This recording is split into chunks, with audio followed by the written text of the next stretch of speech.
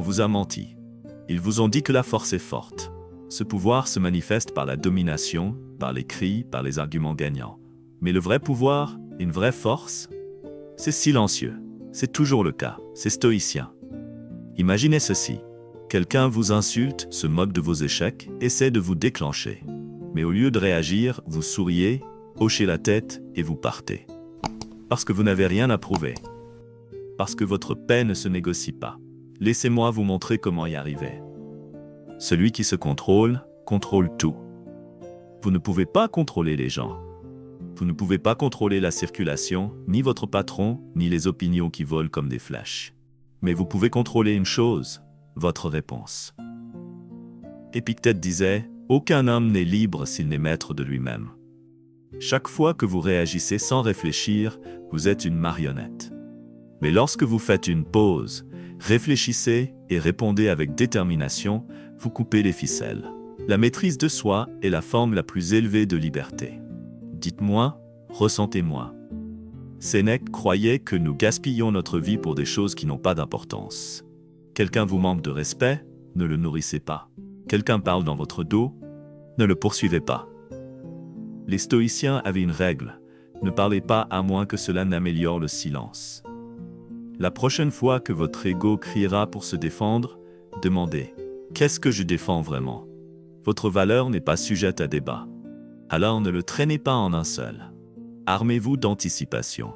Chaque jour est un champ de bataille et votre meilleure arme est l'attente. Marc Aurèle commençait ses matinées par ceci. Aujourd'hui, je vais rencontrer des gens grossiers, égoïstes et ignorants. Non pas pour devenir amer, mais pour devenir à l'épreuve des balles. Si vous pensez que la vie est facile, vous serez déçu. Si vous vous attendez à des difficultés, vous serez prêt. Alors préparez-vous.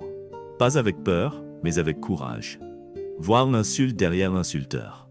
Quelqu'un s'en prend à vous? Regardez plus profondément. Ils souffrent, ils projettent, ils combattent des démons que vous ne pouvez pas voir. Les stoïciens ne prenaient pas les insultes personnellement, non pas parce qu'ils s'en fichaient, mais parce qu'ils comprenaient. La prochaine fois que quelqu'un attaque, dites silencieusement « Il ne s'agit pas de moi ». Cela seul désarme la bombe émotionnelle. Chaque défi est un test. Réussissez-le tranquillement. Quand quelqu'un essaye de vous provoquer, il vous tend un piège. Réagissez et vous échouez. Restez calme et vous réussissez. Le stoïcisme ne consiste pas à être impassible. Il s'agit de transformer l'émotion en force. Se concentrer. Action. Considérez chaque insulte comme un examen. Vais-je rester centré ou vais-je abandonner mon pouvoir? Commencez à réussir vos tests. Entraînez l'esprit comme un guerrier. Les stoïciens n'étaient pas passifs, ils s'entraînaient quotidiennement. La discipline n'était pas facultative. C'était la survie. Vos pensées sont des animaux sauvages. Si vous ne les formez pas, ils vous gouvernent. Donc journal. Reflétez, méditez, supprimez le bruit mental et renforcez la clarté comme une épée. Marc Aurèle n'est pas né sage. Il est devenu sage en écrivant ses pensées, en observant ses actions, en affinant sa perspective chaque jour. Vous devez faire de même. Ne rejoignez pas le cirque. La plupart des gens vivent en pilote automatique. Ils réagissent, crient, bavardent, sont en colère. Laissez-les. Le stoïcisme est l'art de sortir du chaos et de regarder d'en haut. Vous n'êtes pas là pour gagner des arguments. Vous êtes ici pour gagner la paix. Chaque fois que vous résistez à l'envie d'applaudir, vous vous élevez.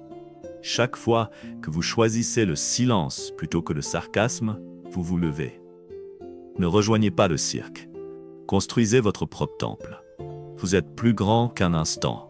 Une insulte ne vous définit pas. Une trahison ne vous brise pas. Un échec ne vous achève pas. Les stoïciens comprenaient que la vie est longue et que les moments sont petits. Ce qui compte, ce n'est pas ce qui arrive, c'est ce que vous devenez grâce à cela. Effectuez un zoom arrière. Ce petit commentaire, poussière. Cette mauvaise journée, partie demain.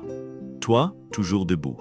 Le ressentiment est une prison, le pardon est un pouvoir. La colère est facile, la vengeance est tentante. Mais le pardon, c'est le pouvoir. Sénèque a dit « Combien mieux vaut guérir un tort que de le venger ?»